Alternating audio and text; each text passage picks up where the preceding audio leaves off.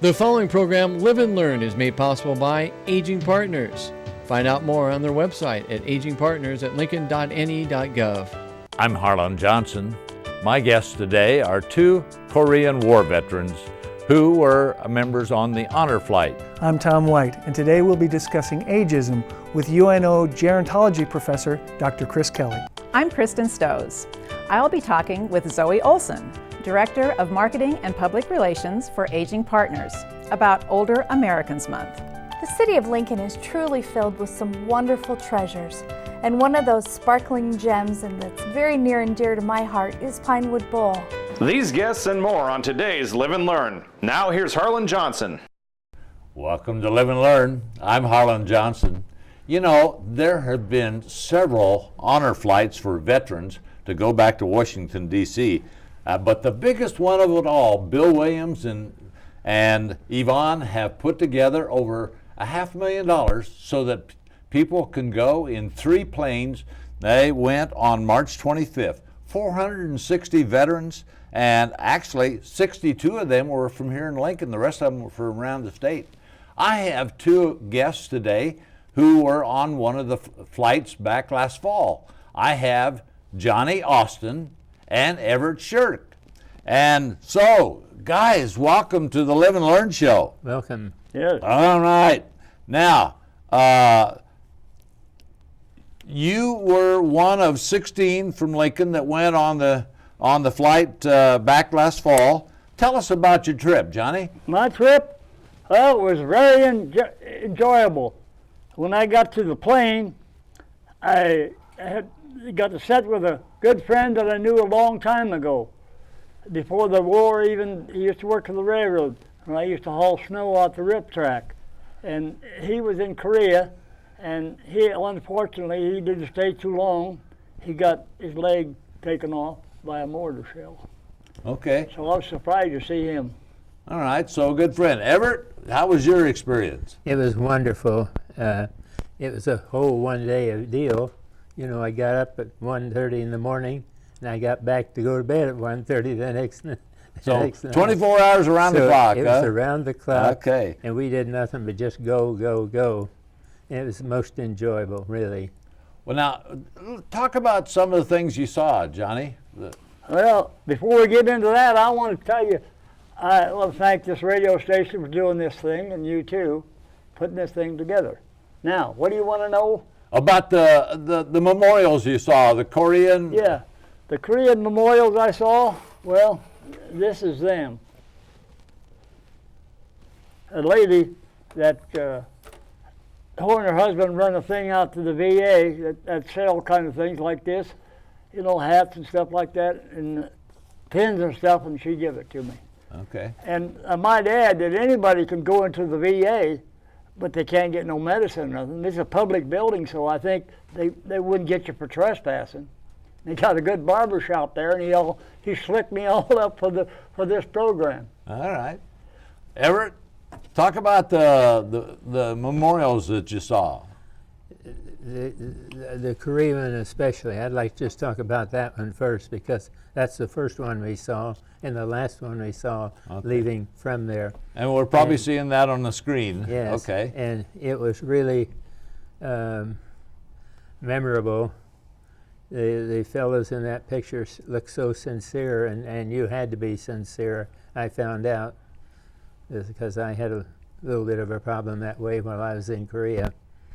And it really brings back memories that you kind of would like to forget in some cases. Okay. But it was most memorable, and we spent the whole day, you know, going from memorial to memorial.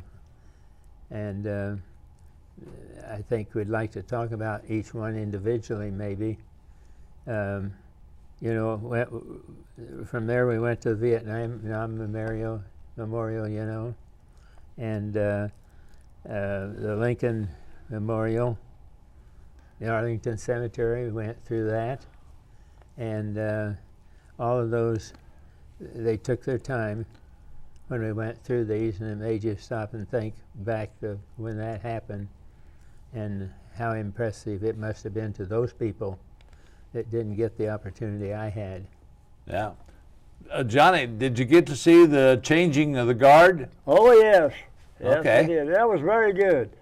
They were pretty sharp soldiers, Okay. I would say. All right. What congressional members did you happen to run across back there? Just Mr. Congressman Forsenberg. Fortenberry. Yeah, Fortenberry, excuse me. Yeah. Excuse me, Mr. Fortenberry. Anyway, that's the only one that I seen, but they tell me there was some there before. Everett, you Yes. saw. Yeah, I had a nice visit with Deb Fisher from western Nebraska. She was there among the troops and spent some time visiting with me. And it was very nice of them to come out at that point in time and be there to do that, I felt. You mentioned reflecting back on some things that maybe weren't so good.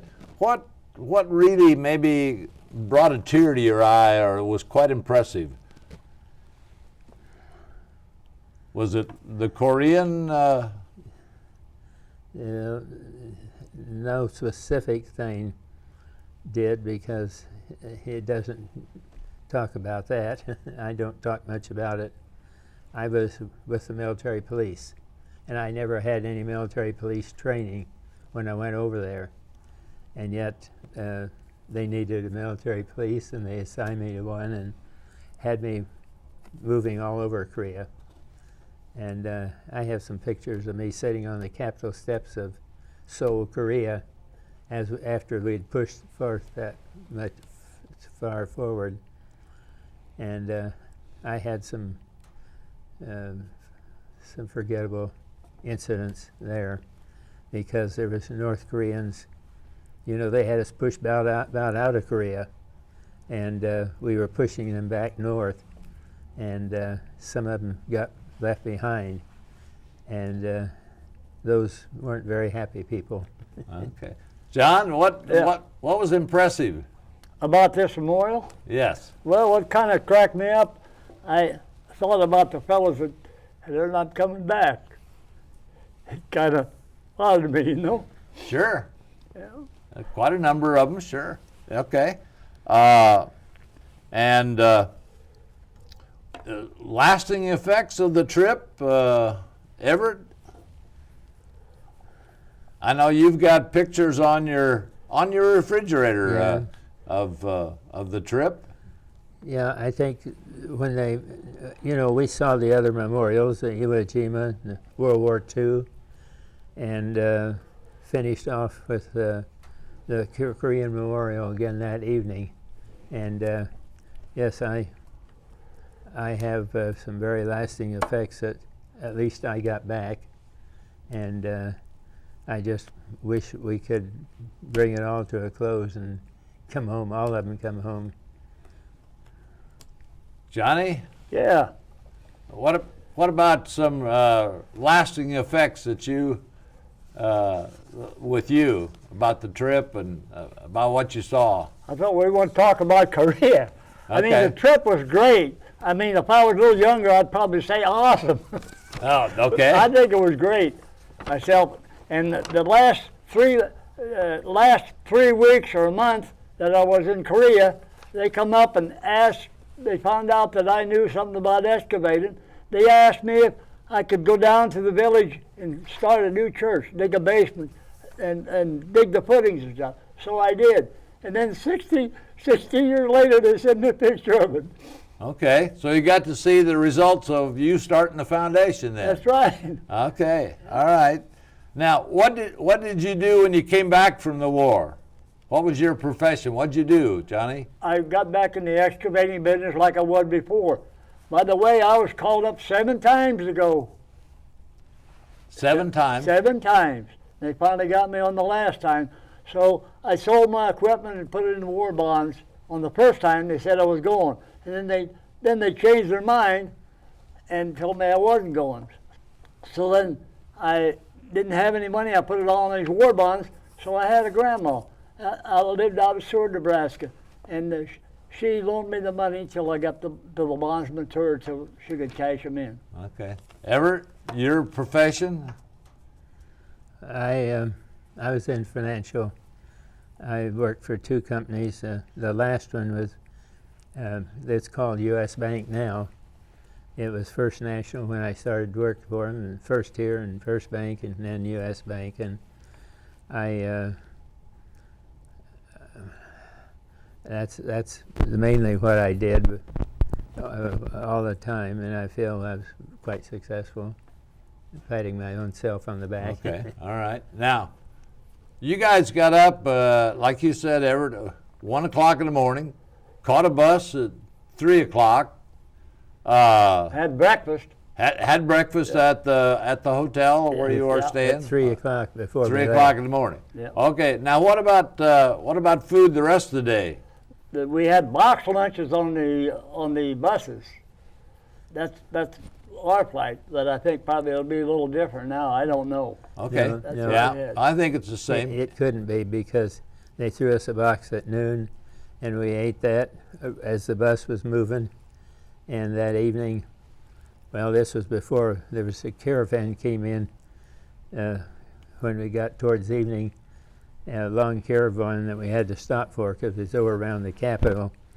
And I don't know what it was all about, but there was one coach in the middle they were paying a lot of attention to, but there was motorcycles around it and police cars and all headed to the White House. I suppose somebody might have been out playing golf. I don't know. That Oh, time I of day. see. Okay. But So anyway. you may have seen somebody really important there when you got back, huh? Yes, yes. This was still in Washington now. We Yeah. saw all of this. And we had to wait a while. It kind of delayed our trip there, the final part of it. But the whole trip was just fantastic. I didn't dream it would be that good. And I didn't mind missing the sleep when I got back either. All right. Now, Johnny, Yeah. some of the Vietnam veterans had some problems after they came back as far as recognition and acceptance. Did you have any problem fitting back into society? No, I didn't, because I just picked up just like I left off, you know. Okay. And I got my feet froze over there in Korea while I was there, and I've been doctoring on that. The VA's been good to me, but they just can't cure it.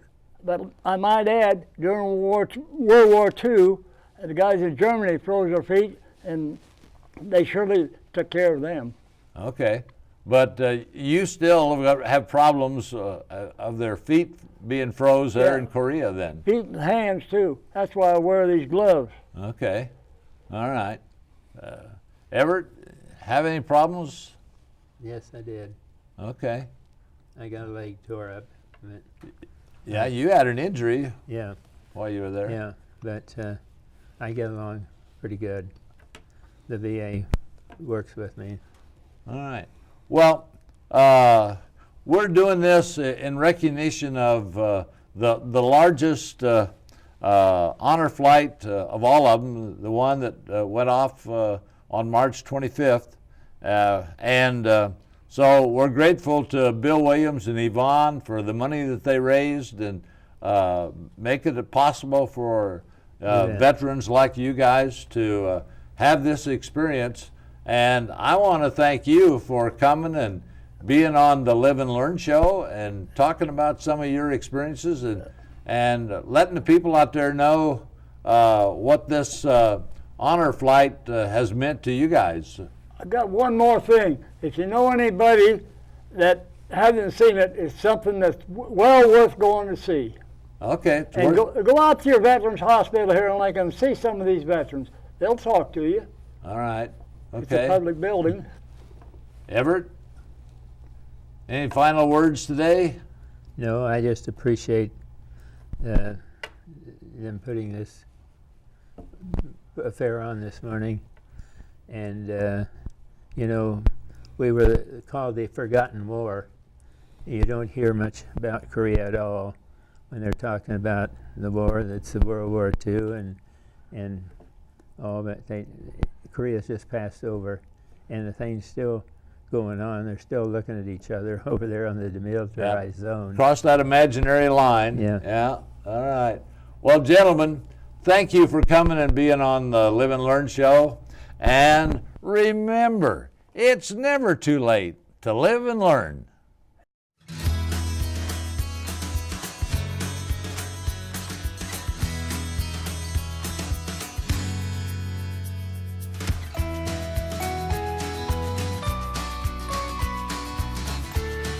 Hello, I'm Tom White, and my guest today is Dr. Chris Kelly. Dr. Kelly has been an associate professor at the University of Nebraska. He's a professor of gerontology. He's been there since 2006. He's written and lectured extensively on the subject of aging and public policy with an emphasis on long-term care. How are you doing, Dr. Kelly? Very good. Thank you, Tom. Good. Good to be here. It's good to have you. First of all, how would you define ageism? Well, ageism is defined as the systematic stereotyping based on age, and it is very similar to other forms of prejudice like racism and sexism and discrimination against gays and lesbians, in that we see a person not for who they are, but for the label that we place upon them based on their age. All right, and how prevalent is ageism? I think it is more prevalent than you might realize. I think especially because of the aging of the baby boom generation, the largest generation in American history, you are finding discrimination based on age becoming more prevalent, especially in the workforce, in certain industries and parts of our labor force where a preference has been expressed for younger workers. Workers who are in their 40s and 50s are experiencing discrimination on the job. Now, is that partially because the employers can pay less to a younger employee? Is that? That is certainly an incentive in terms of what might cause an employer to let go or not hire a person in their 40s or older. But certainly part of it is the built-in bias that younger workers may be better or more adept at certain tasks, perhaps more in tune with or familiar with adaptations in terms of technology, which we know not to be the case, that persons of all ages can adapt to technology if they're given the opportunity. Okay, so that's just basically a lie that's been propagated or Absolutely. Yeah. All right. And so what are the most commonly reported types of ageism, and what are some typical ageist stereotypes? Well, I think I'd like to maybe approach that question by looking at maybe two portions of the older population. I think for those that are in their 50s and 60s, still very much active in the workforce or newly retired, I think a common stereotype is that that age group is less productive, that they are perhaps less able to work a full-time job, that they are more likely to call in sick or not be able to be present at work, that they are less reliable with tasks because of perhaps declining physical or sometimes it's perceived as declining mental faculty. For the older generation, if you will, persons that are already retired, perhaps in their 80s and older, I think it's a constant struggle to maintain independence and autonomy. Okay. And the assumption that at a certain age, it is natural for individuals to no longer age in place, but to perhaps move into a residential care facility. We know not to be the case. Even among the 85 and older population, there's only a very small minority that live in long-term care facilities, and these are individuals for whom that is the most appropriate setting, persons with long-term care issues like dementia. The vast majority of the 85 and older population live in our communities, live in our homes.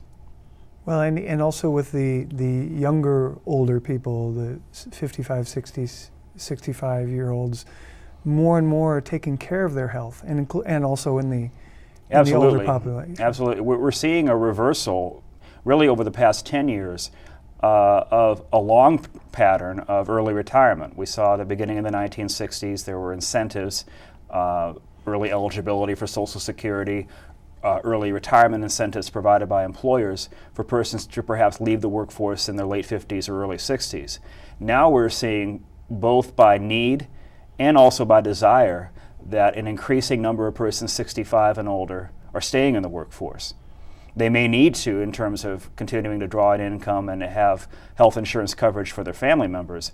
But many have found that they want to stay in employment. They're good at their jobs, and they want to continue to contribute to the workforce. And so for the past 10 years, as I mentioned, we've actually seen the number of persons, the percentage of persons 65 and older in our workforce steadily increase.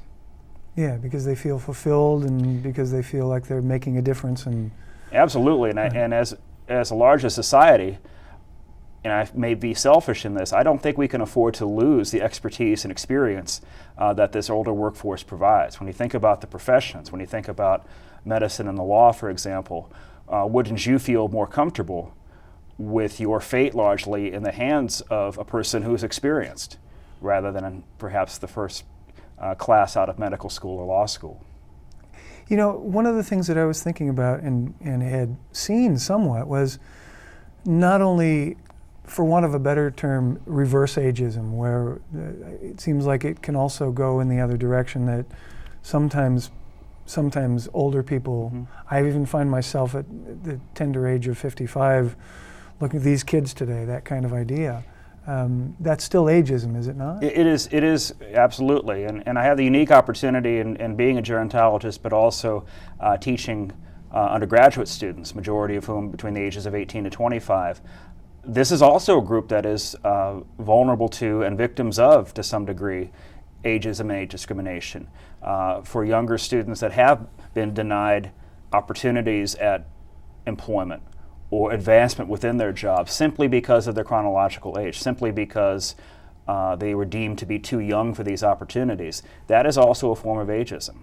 So it seems like a lot of the solution is to stop looking at the differences and looking at the similarities.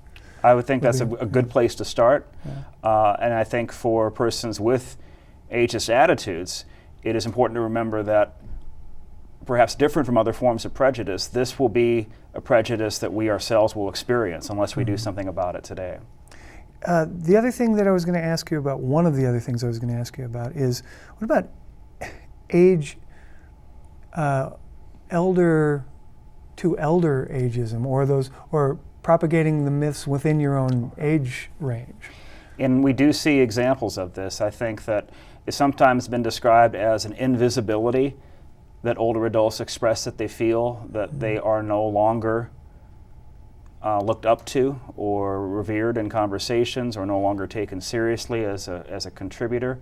We find that older adults can themselves perpetuate some of these myths and stereotypes by perhaps ignoring those in their own cohort or the cohort older because of our society's, I think, embrace of youth. And when you said our society, and when we spoke before, you had said that this seems to be within the industrialized nations more so than in the industrialized nations, where, among other common factors, we do see a retirement age or an age at which somebody becomes eligible for old age pensions. We do see higher incidence of ageism. We do see younger workers, for example, who perceive older workers as impediments, as in the way to advancement in careers. And so we do see higher frequency of negative attitudes expressed by young adults, especially towards older adults. We see this in the United States, we see this in Western Europe, we see this in Australia and Japan.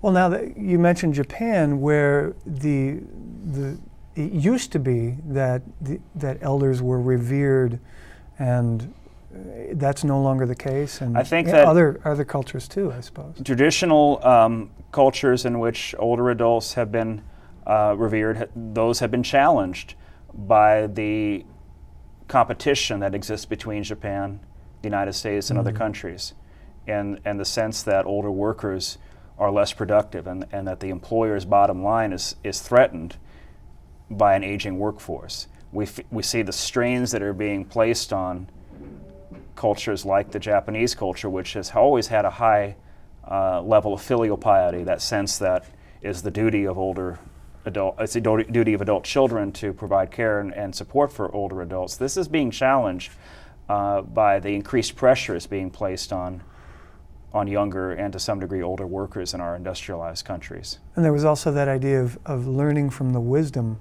of the older people in a culture. It is interesting that in countries that have not been seen as part of the industrialized world, not as seen as part of the first world, where there are not as many public programs that are based on age, we don't see these ageist attitudes as prevalent. Countries that are based on, for example, agriculture, where contributing to the workforce is possible for longer periods and later into life, we do see lower levels of ageist attitudes being expressed by younger adults. A good example in recent history is South Africa. In South Africa, the late Nelson Mandela ran as president and was not perceived as being too old for that office. He was a person that served in public life well into his 70s, even into his 80s. Had he been a politician in a country like the United States, I think his chronological age would have been made an issue, and a negative issue. But in that country, it was not seen to be unusual for an elder, so to speak, to be in a leadership role. So it's almost like, because of attitudes here, it's almost contagious.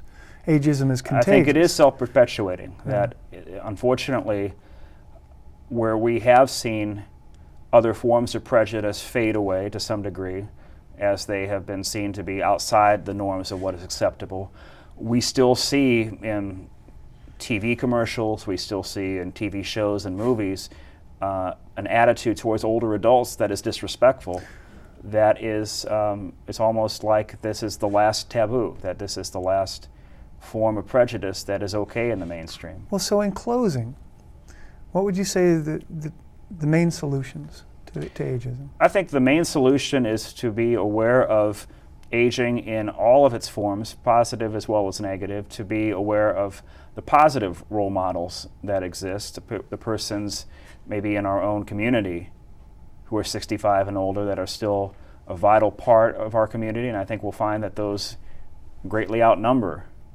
the negative stereotypes. And it just I think goes to show that you need to be mindful of our own aging process, and to be mindful that we ourselves will be that older adult, and the world that we inherit, so to speak, is one that we largely created. Thank you so much, Dr. Kelly. My guest has been Dr. Chris Kelly, who is Associate Professor of Gerontology at the University of Nebraska. My name's Tom White, and remember, it's never too late to live and learn.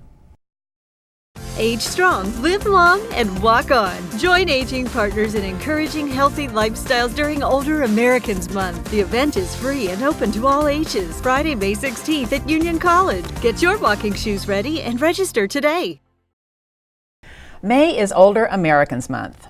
I'm Kristen Stowes, and it is my pleasure to welcome Zoe Olson, Director of Marketing and Public Relations of Aging Partners, who will fill us in on all of the festivities associated with celebrating this very fun occasion. Welcome, Zoe. Thank you, Kristen. Wonderful to have you here. Aging Partners has been commemorating Older Americans Month for years. What is the history of this annual event? Well, in 1963, President John F. Kennedy designated May as Senior Citizens Month. It was in cooperation with the Older Americans Act that was established then, and that act developed established all the area agencies on aging across the country. And Aging Partners is an area agency on aging. The interesting thing is if you're in any part of the country, you should know that if you're over age 60, you are covered by an area agency on aging. That is important to know. They're all different. Okay. They're all unique. All of them do provide information and referral services for people who are age 60 and older. Mm-hmm. A little bit about Aging Partners, why we're a little different. We were established by the federal government. We operate some programs for the state, so we are kind of a state agency. Okay. We are one of only 2% of area agencies on aging that are connected to a municipality. Oh, that's interesting. So because we are a city agency, mm-hmm. and we operate in 8 counties.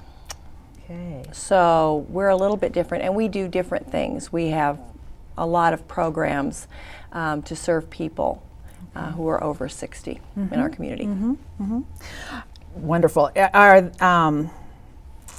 Does Older Americans Month have a theme every year? Does this change every year? It does change every year. This year it is Safe Today, Healthy Tomorrow, and they're focusing on basically fall prevention and being as physically healthy as you can so that you're as strong as you can be, and that you can live a good, long life. Nothing more important than that.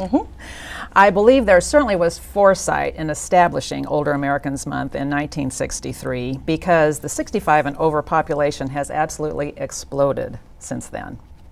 In 1963, there were approximately 17 million Americans who were age 65 and older. And in 2010, the census put that number at 40.3 million, and it's growing.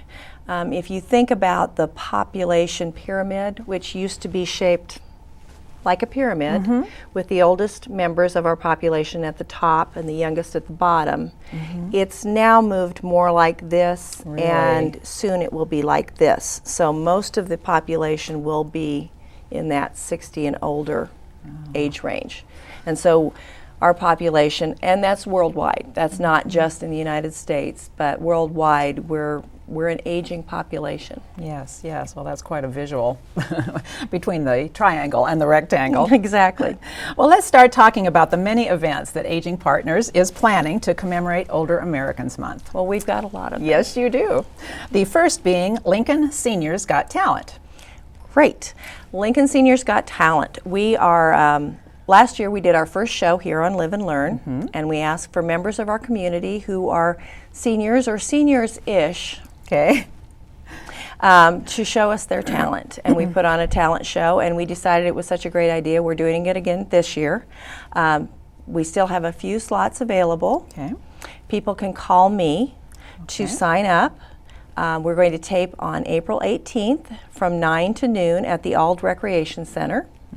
And so if you dance or you sing or you juggle or you have a magic act, play an instrument, we would love to have you come be on the show. That would be fun. Now, how about a group who maybe not all of the members are seniors? That's perfect. We ask that one member be 50-ish, so we're really sliding that senior number down a little bit. But if one member of the group and everybody else is 16 or 2, that's okay too. All right, that's a good explanation. Then comes the Lifelong Living Festival. The Lifelong Living Festival is going to be on Saturday, April 26th at Gateway Mall. It's going to be from 10 a.m. to 3 p.m. This event was started by Aging Partners decades ago. It's very well received, and we organize this event with KFOR. And there are booths galore about every subject you would want to know as we age. And one of the things I like to tell people is that if you were lucky enough to wake up this morning and you took a breath, congratulations, you too are aging. And so things change as we move along, and it's good to get information from people who know what you're going to need as you progress through life. And there is a wealth of information. A wealth of information. There's also talent. There'll be the talent stage, and we've got some great acts lined up this year. Okay, that sounds like fun. We have Dinner and a Show series. What is this about? Dinner and a Show is a series that we run once a month on a Thursday night at Kotner Center Condominiums. It's a great value. Generally, we start doing Dinner and a Show in April and run through September. Although we may have a few programs, we don't technically call them Dinner and a Show, but it's the same format that we'll have celebrating different months. So we do have events in February and March celebrating Women's History Month, Black History Month. But Dinner and a Show starts at 5:30. Dinner runs from 5:30 to 6:30. The show starts at 6:30, and it's a great deal because for $8, you can have dinner and a show, and there's great performers. Some of the people that are going to be on this year is the music of Ja Rana. My Dog Has Fleas, which is the Lincoln Ukulele Group. That's fun. Toasted Ponies, which perform at the Zoo Bar quite a bit. They're really known well for their homegrown bluegrass. Those are just a few of them. The other nice thing about Dinner and a Show is if you don't want to or don't feel comfortable driving in the evening, we can provide transportation for you. Wonderful. $4 round trip. Wonderful. From your door to the center and back. So you can't beat it. Cannot beat that. No, and it's wonderful. It's wonderful food. It's wonderful entertainment. It's a great time out with. And if someone would like to attend just the show only, that is possible, true? Absolutely. You can attend just the show for $5 as well. Okay, sounds great. Older Americans Month movie, The Age of Champions. Every year we do an Older Americans Month movie. This year, Age of Champions is about the Senior Olympics and the Senior Olympians. Oh, wow. That'd be fascinating. It is, and I think it works well, especially with the theme of this year's celebration of Safe Today and Healthy Tomorrow. Yes. It's a free showing. It features filmmaker Christopher Rufo, who will also be in attendance, and he'll be explaining the film. This is going to be at the Edgewood Theater on Wednesday, May 14th at 1:30. Now, seating is limited, obviously, because there are only so many seats in the theater. Yes. And so people will need to call Aging Partners to make a reservation for that to get their seat reserved. Okay. Well, I think it's wonderful that you could actually speak with Christopher Rufo and hear from the filmmaker himself. We're very excited about this. That doesn't happen very often. No. All right, going on to the Seniors Foundation Keystone Award Luncheon. This has turned into such a lovely, lovely affair. It really has, and you've been involved with the Seniors Foundation, so you know all about this. The luncheon is going to be Thursday, May 15th at the Country Club of Lincoln, and the luncheon goes from 11:30 to 1. $30 per person, or you can get a table of 10 for $250. The Keystone Award recognizes an individual or a group that has provided a lasting legacy to enhance the quality of life for seniors in our community. Our own Harlan Johnson from Live and Learn won the award a couple of years ago. Scott Young has been an award winner. And Joe Hampton, I think. And Joe Hampton was, I believe, the beginning I think so too. awardee. I think so too. Yes, it's a lovely event, and what a wonderful recognition to have, I think. It is. Very meaningful. Moving on, second annual Age Strong, Live Long, Walk On. Now, this just started last year, and you had a wonderful attendance to this, right? We did. Last year was our first year. We asked community sponsors, and we had wonderful sponsorship, and we are going to have wonderful sponsorship again this year. Union College hosts us there, and this year it's going to be on Friday, May 16th in the morning. Last year we had beautiful weather. We couldn't have asked for a more perfect day. I bet. We do have a rain facility in case of That's rain. important. We have planned for that contingent, but I'm just hoping that we have beautiful weather again this year. Last year we had 222 participants. Really? Ranging in age from 1.5 years to 96. Wow. It's a 1 mile walk. We have two different routes. One route is has a couple of steps and a little bit of an incline. You do that 3 times and you've done a mile. Okay. We have another route that is completely level, so people who might be in wheelchairs or might be pushing a stroller and don't want to do the incline, or might be using a walker. They can do that, and they do that 4 times for a mile. Last year we had people who did 3 and 4 miles just because it was fun and it was great weather.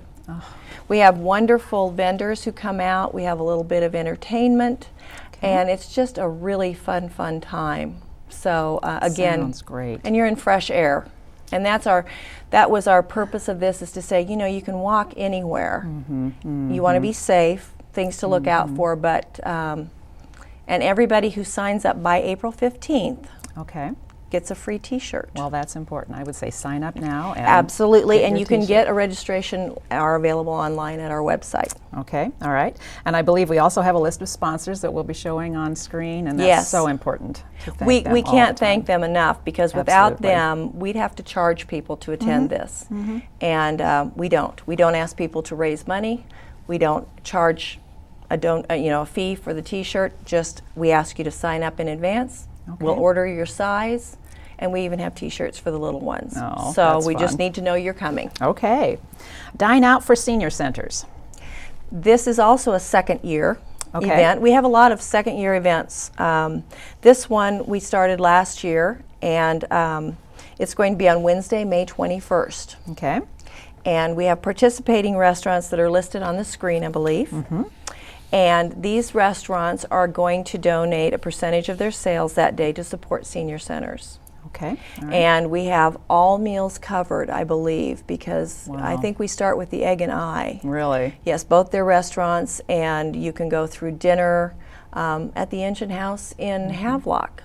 Okay. So we're all over the city. Stouffer's Pie Cafe, I don't know, that's probably my favorite because I like pie with every meal if I can have Don't it. we all? So, but we're all over the city, and we have lots of great restaurants. Golden Corral, if you want a buffet, you can go there. So, lots Well, it's of great just wonderful to reference. be able to go out and enjoy an evening, and when you pay the bill, you know that you're helping a senior center. And we'd really like it if, when people do that, if they could thank their server and say, we thank you for supporting our senior centers, because this is a fundraiser for our senior centers. Absolutely. So they can continue the great work that they do. Absolutely. Okay, Dance the Night Away. This is Dance the Night Away, actually 2. Okay. Last year was the first year we Really? did Dance Away. All right. This is another fundraiser for our senior centers, and it's going to feature Leo Lonnie Orchestras, and it's going to be on Tuesday, May 27th at the Ald. That's the day after Memorial Day, Okay. from 7 to 9 p.m. It's a free will offering. We'd like it if people could donate $5, but whatever their conscience allows, that's what we'd like. All right. A quick mention about the All Center Picnic. We do this every year. Okay. And All Center Picnic, we have several senior centers here in Lincoln, and then we have rural in Lancaster County.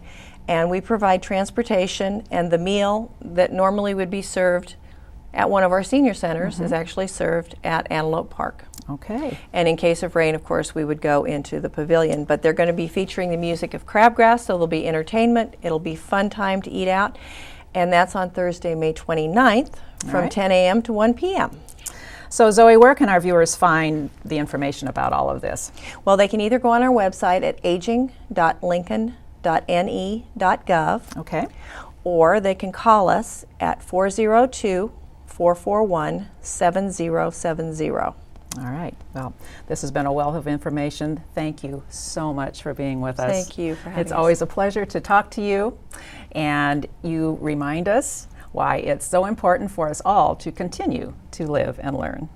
Age strong, live long, and walk on. Join Aging Partners in encouraging healthy lifestyles during Older Americans Month. The event is free and open to all ages. Friday, May 16th at Union College. Get your walking shoes ready and register today. I'm Harlan Johnson, and today my guest is the Reverend David Lux, who is president of the Senior Foundation, and we're going to be talking about the upcoming Keystone Award. David, welcome to the Live and Learn Show. Thank you, Harlan. It's great to be here. Well, now let's start out. Give us a little history of this prestigious award.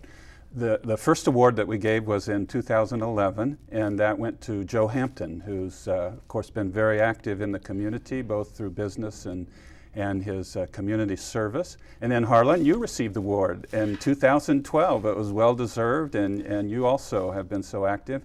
And then last year, Scott Young from the Lincoln Food Bank received the award.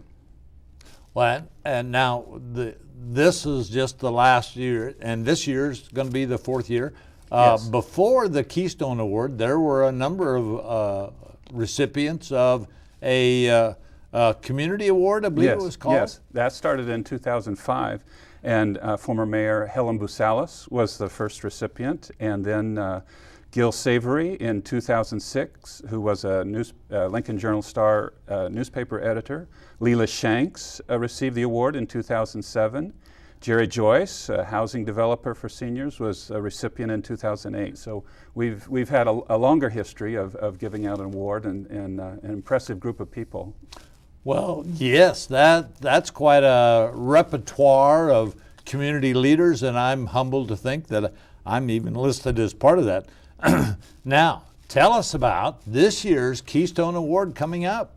The Keystone Award presentation will be May 15th at noon at the Lincoln Country Club.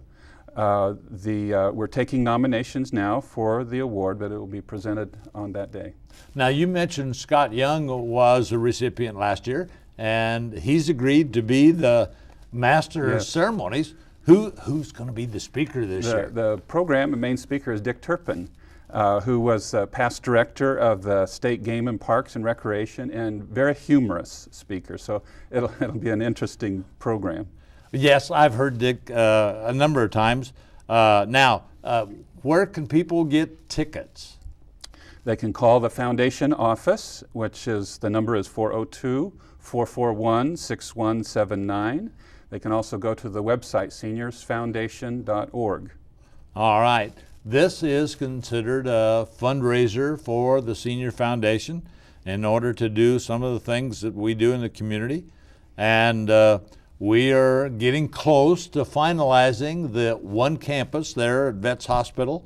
So, David, thanks for coming and being part of the Live and Learn show, and for your work with the Senior Foundation and for helping to promote the Keystone Award. Thank you very much, Harlan.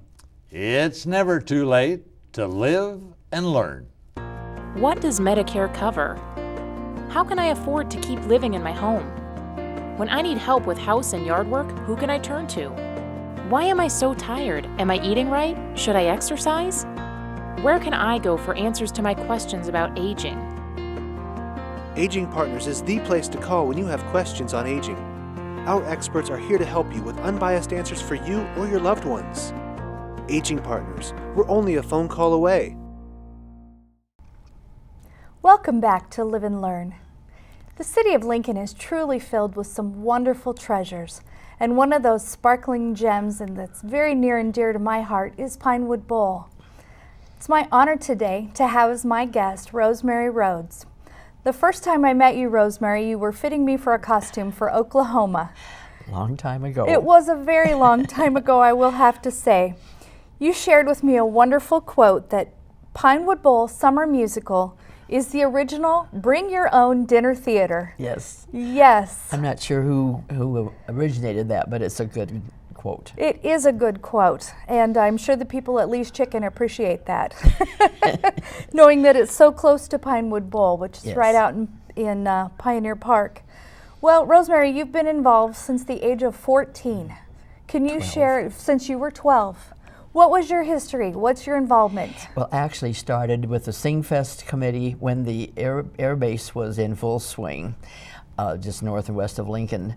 A committee from the Ministerial Association and the Women's Chamber decided they needed to do something for the servicemen and their families for entertainment. So they did a Singfest every summer Sunday evening on the Capitol steps. And my little girls quartet that I was a member of, and my sister and twin friends, were invited to sing at one of those. So when they started doing fundraising for the bowl, we were involved in that as well. So who were the ladies that were in this little quartet? Well, it was Shirley and Rosemary Lucky and Janet and Jeanette Bassler. Oh. And we just sang at church and around. We weren't very good, but we had a very ambitious director who put us forward at every possible opportunity. So that's, and we called the Children's Quartet at one time, and then she changed the name to the Carillon Quartet as we got a little older. The Carillon Quartet. Yes. So you were involved in doing some fundraising then? Actually, the committee that did the fundraising, Gerald Kennedy, who was the pastor at St. Paul Methodist, was the chair, and they just raised money from the community in small amounts, and obviously it was the director who sent $2.50 and our picture to the fundraising committee, and that someone picked up on that and put our picture in the paper. So we were actually $2.50 into the about $22,000 that were raised in the community to develop the bowl. So after the air base closed, people felt that something like that needed to continue, that getting people together on summer evenings, and that's where the Pinewood Bowl started, actually. So how did they identify this beautiful space out there in Pioneer Park? Well, when Chet Egger laid out the plans for Pioneer Park, he noticed this natural hollow and envisioned something like this and had planted pine trees around it to start very early. So what didn't take much excavation apparently to actually develop the bowl.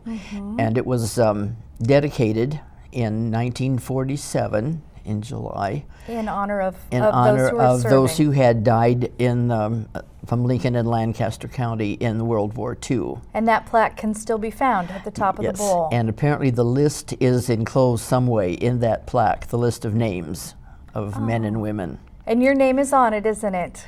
No, this was just... No, I'm not on that one. Okay. Oh, not those who served, but those who died. Contributed. Those who contributed are also honored in the bowl as well. Yes. Right. And so how much money was raised to get this kicked off? Well, I've seen two different amounts. One said $25,000, one said $22,500. But in either amount, that's a lot of money to raise with $2.50, $5 contributions. And everyone who contributed was listed in the Lincoln Journal in the paper, had their names in the paper. And so that original stage, and I wish we had a better image of it, didn't have any real superstructure. No. It was just a concrete slab with some pine trees. Pine trees around it. So right. pine trees served as the wings along the stage. Right. Right. It was very primitive, but it lasted for a long time because we didn't do the new stage until 1975. So what was that first production that they did? It was Faust, the opera.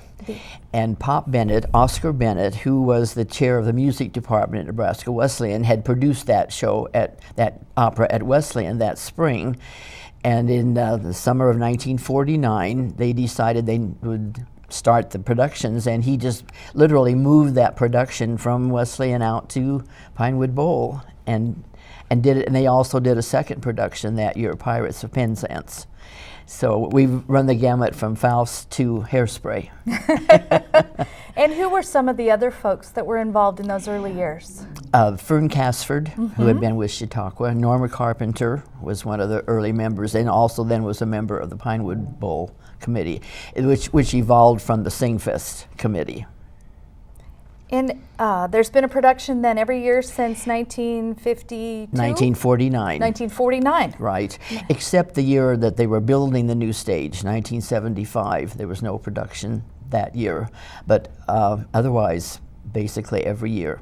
And we celebrate our 60th anniversary in 2009. So we're almost 65 years old. Right. Wow, that's wonderful. Well, you helped raise some funds. And then you went to school and got married and raised a family, and then you got involved in Pinewood again. And what, I know you fitted me for a costume. What else have you done in the years? Well, actually, I've started on the board in about 1977, I think, just after the new stage was built. And I've served as president of the board a couple times. And then I sort of by default became costume designer, and I did that for 19 years. And then I'm still on the board, just sort of a tag-along member at this point. Well, but, you're an iconic ex officio member. Well, they say that it's good to have somebody around who's been around a long time. Well, so you I'm certainly hanging in there. Are proud of the history. Yes. And all of the folks involved in the production are volunteers, except for the staff, the director, choreographer, the musical director, orchestra director, and otherwise the producer, who really puts in hours all year long, is a volunteer, just a member of the board. So all the orchestra members and all of the cast are volunteers from the community. And you shared a story with me, Rosemary, about the costuming for Oklahoma. And there was one unfortunate dance scene. Did you want to share that with me again? Yes, in the beautiful ballet scene, I had constructed this lovely white gown for the ballerina. So proud of it. And I stood in the wings and watched, and it began to open at the back. The zipper began to part, and it just got wider and wider and wider until her partner had to hold her dress shut to finish the dance. So I didn't use a nylon zipper after that. I learned as I went along, and that was a hard lesson. Lesson well learned. Yes. For sure. I'm sure you've helped with makeup and sets and And all of those Yes. volunteers are still needed today, aren't they? Yes, yes, all the way from taking tickets to raising funds to helping with the set to helping park cars. There are just lots and lots of and help backstage with, especially in a production that has children in it, all sorts of things. But yes, we do invite volunteers from the community. The board is responsible for all of the actual whatever happens with the production, so we can use a lot of help. And there are a lot of costs involved with putting on a musical. Yes. And I know you've appreciated the corporate sponsors over the years. Yes, very And, much. Still selling tickets, but still yes. passing the hat as well. Right. It's a wonderful bargain. It is truly a wonderful place to bring a meal. It is. And when you're out there and under the stars and the moon comes up, it's a magical place to be. Absolutely. Well, you have a wonderful website. I enjoyed Yes. looking at all the pictures of the productions in recent years, and I hope people who have pictures from early productions will share them and get those Yes. out so everyone can Yes. appreciate them. That would be a good idea. Well, Rosemary, you are an absolute gem in the city of Lincoln. Thank you very much. It's been wonderful to have you here today. I've enjoyed talking with you and being able to share the story of Pinewood Bowl. Thank you so much. Thank you.